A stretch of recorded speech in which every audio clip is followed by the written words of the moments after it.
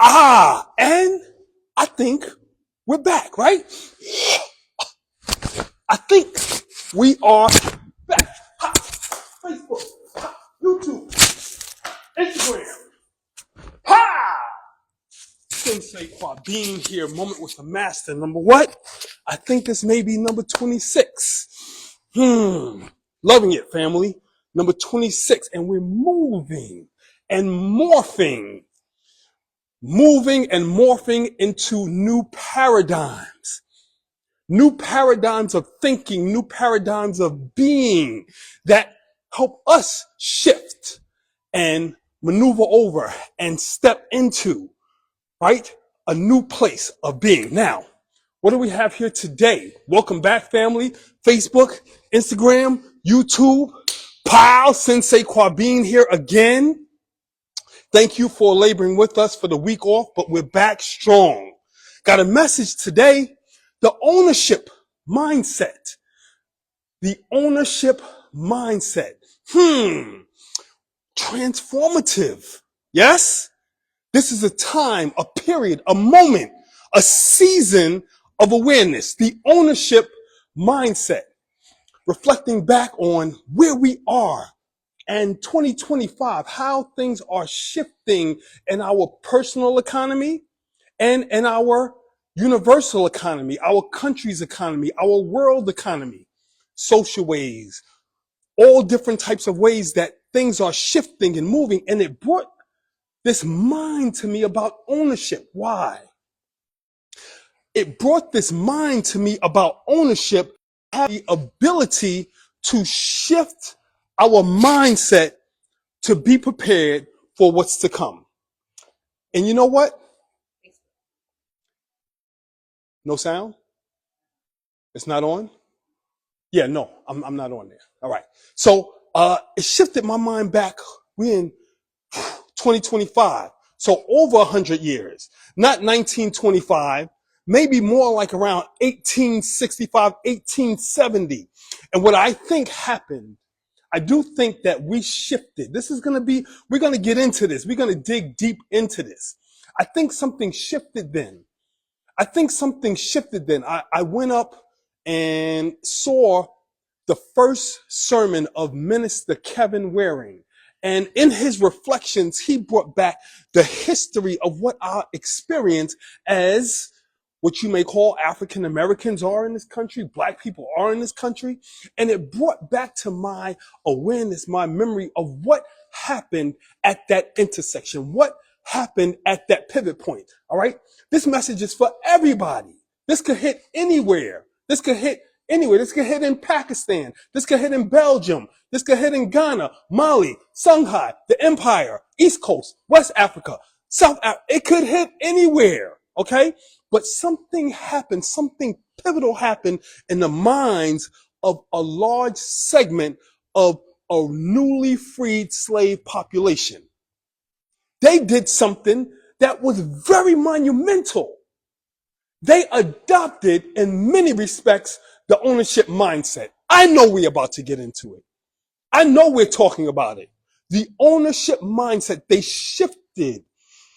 There are reports and records of communities of recently freed slaves who developed very dynamic, systemic, aligned communities with what they needed, food sourcing, medical sourcing, entertainment, all of it. They moved into an ownership mindset and they were the economy that drove their communities. So the ownership mindset. So last time we met, we was on the topic of elevated energy. It was that I can and I will energy. Yes, I can and I will.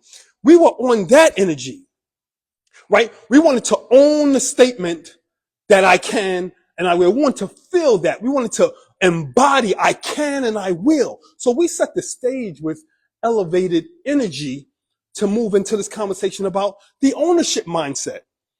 Right? It's a transition. So we're talking about this change in mind that happened at that point and period of time where I think the newly freed slaves realized that the universe was fertile ground for their dreams and ambitions.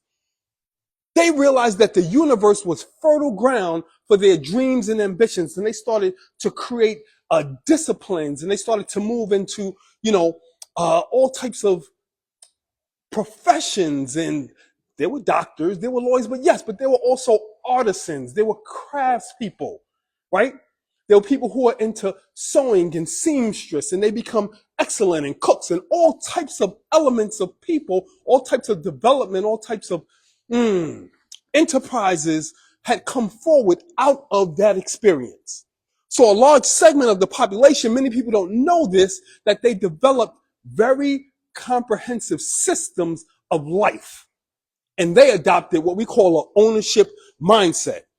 So we are invited here to now realize that the universe is fertile ground for whatever we might develop in our minds, however we might create, whatever we might be inspired to envision in our world, that the universe can be fertile ground for those new thoughts. 24/7, 365 days a year. At any time. We build it at any time. When it is uncovered at any time, we can move and shift into an ownership mindset that can transform the world around us. So we realize that ownership is the thing that really changes the world, right? Whoever is the superpower, whoever is in charge, whoever is the lead, they take ownership over resources. They take ownership oftentimes over populations and countries of people. Ownership changes the world. New ownership transitions the world from one thing, from what has been seen, into what has been unseen, into what has been seen. It changes it from the usual into the unusual. And we'll talk more about this. It changes it from the prospective into the real. What was only thought about into what actually is. Okay? So, but we know that there are certain hallmarks of people who are owners. And I'm talking about this as it relates to us as individuals, as people who aspire to greater things, right? There are hallmarks to people who are owners. One of the hallmarks is this. Owners put stamps on what they own. They label their creations. Owners put stamps on what they own. They label their creations. I think about the story about the creation of the world and the creation of the earth and the creation of man. And if you are a believer, as I am, in the creation story, we know that the story is documented to say that God made mankind in God's image and called them man and woman, labeled them and gave them names, stamped them, because out of creation comes ownership, or out of ownership rather comes creation, and out of creation comes the labeling, the stamping of what we create. And so we have this opportunity to realize that we can move into ownership, and then we can stamp what it is that we create. That what we create will outlast and outlive us for all of time and eternity. We reflect on the messages and the thoughts and the means and what has been produced by people from the past, and their stamp remains on that which they have created. Think about Martin Luther King Jr. with "I Have a Dream" speech. The stamp is on what he has created. Okay, so where does ownership begin? Let's talk a little bit about where ownership begins. I believe in those people of the past, those people who were previously in bondage and kept and restricted and had all types of constraints placed on their movement, but not their thought.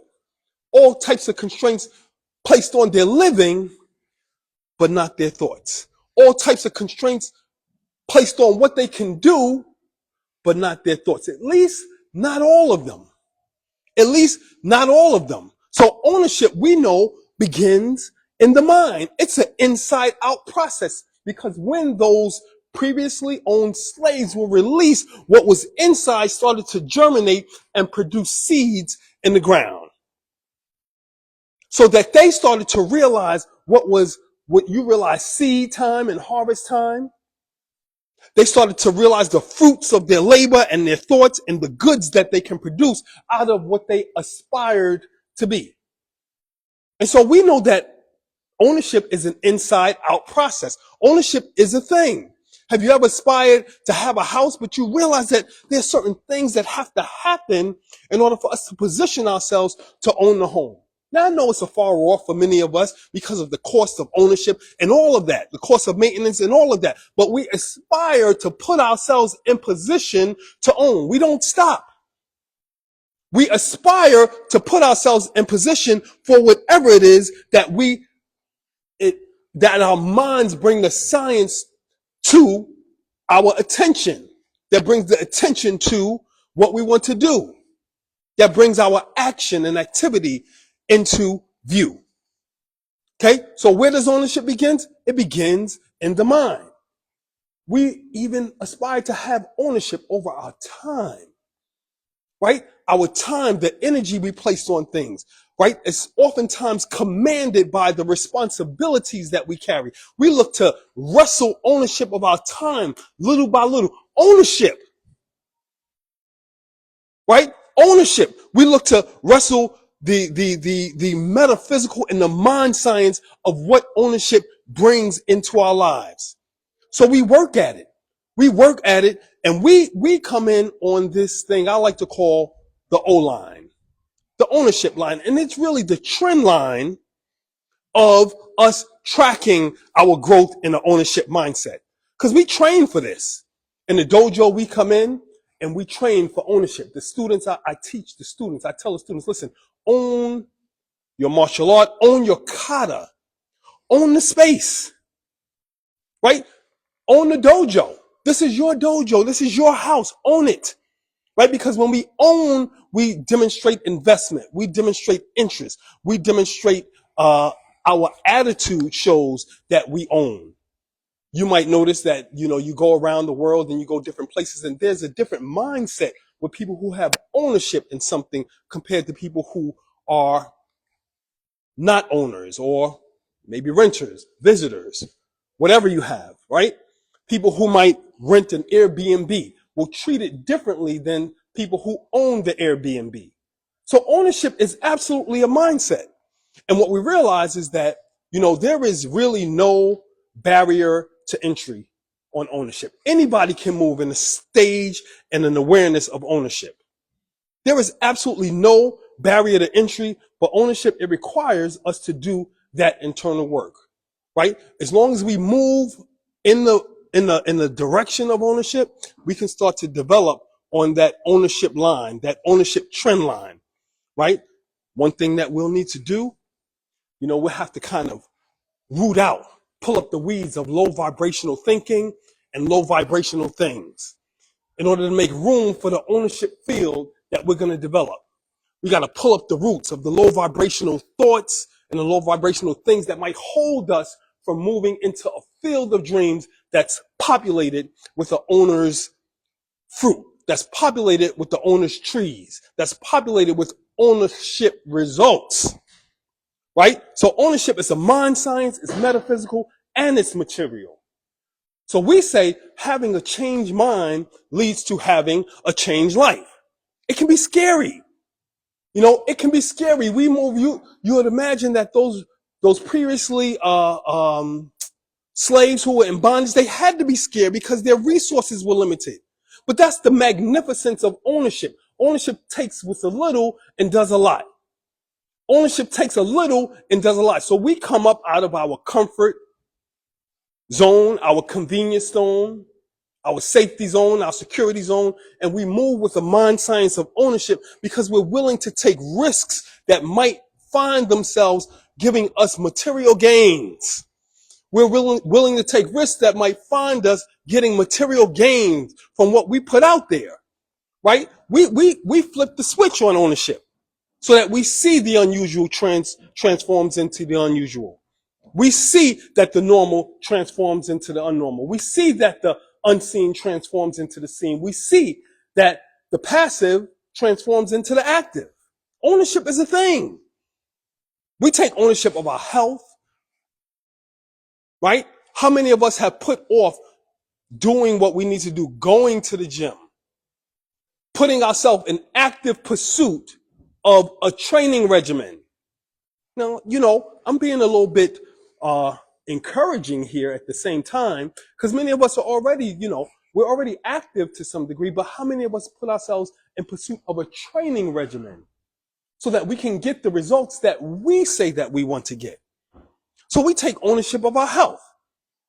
We take ownership even of our thoughts, what we're pouring into our minds, what we're pouring into our souls, what we're pouring into our eyes, what we're pouring into our awareness. We take ownership over our thoughts, what we are eating and what we are feeding, what we are digesting in terms of our content diet, right? Ownership.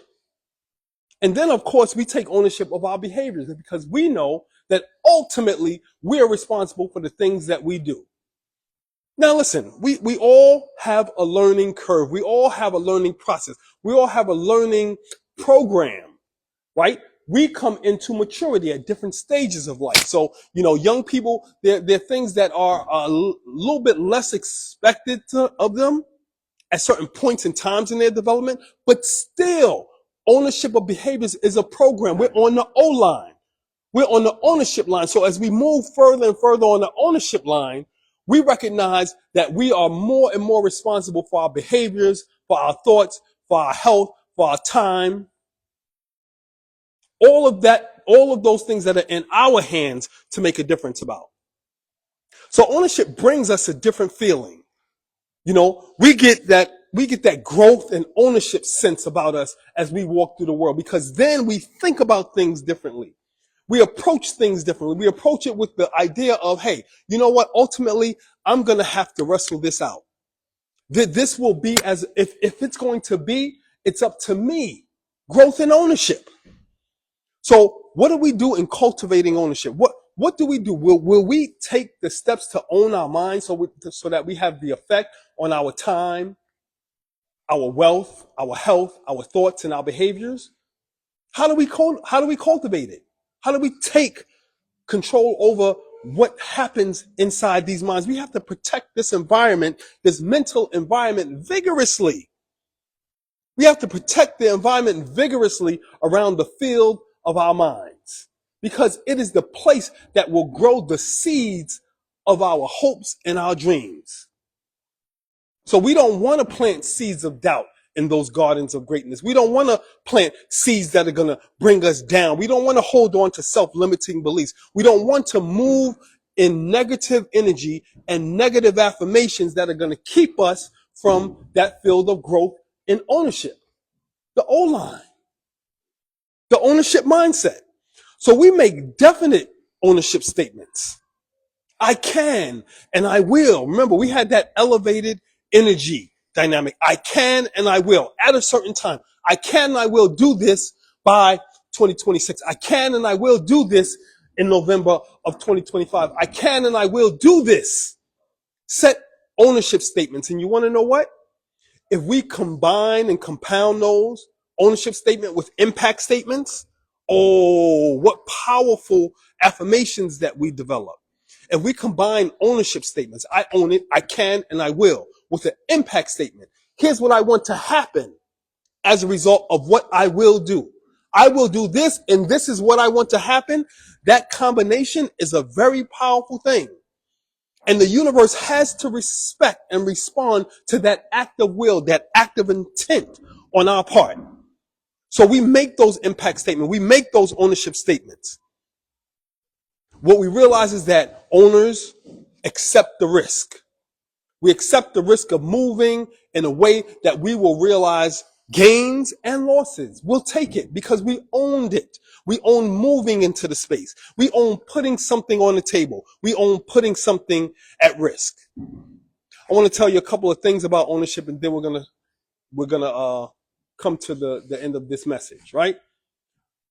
There's something that is realized, in addition to combining ownership statement with impact statements, when we combine ownership intent with other people, teams of people, partners of people, we don't want to be partners in poverty. We want to be partners in progress. We want to be partners in profit.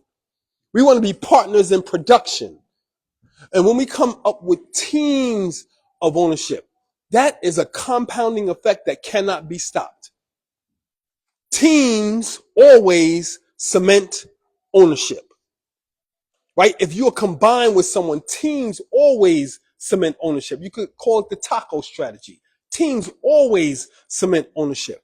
And so we exercise ownership, and we recognize that there's joy in the journey. So the mind science of ownership is very real. It's something that we cultivate in ourselves. It's an inside out process. It's something that we give our stamp and label on. We get intent with our mind, our thoughts, our behavior, our health, and our wealth. And we recognize that ownership starts and germinates in the mind in the field of understanding, and that it transforms into the metaphysical, and then we see it come out in the physical. Okay? Ownership is about understanding that there will be problems, but within the ownership mindset lies the solution. We understand that we are committed and connected to our ownership dynamic that transforms our paradigm, that transforms our life, that transforms our world into really productive ways. So flip the switch on ownership, right? Take the normal, put it into the abnormal. Take the unseen, put it into the seen. And don't let seeds of doubt grow in your fields of greatness. This is Sensei Kwabin with the ownership mindset. I hope this was impactful for you and that you enjoyed it. You already know that we are back now on Wednesdays with these moments with the master. This one, the ownership mindset. Let's go, move forward, produce, grow, take a chance on yourself. Sensei Kwabin, Dominion Dojo, courtesy. And as you know, I'm out of here. Us!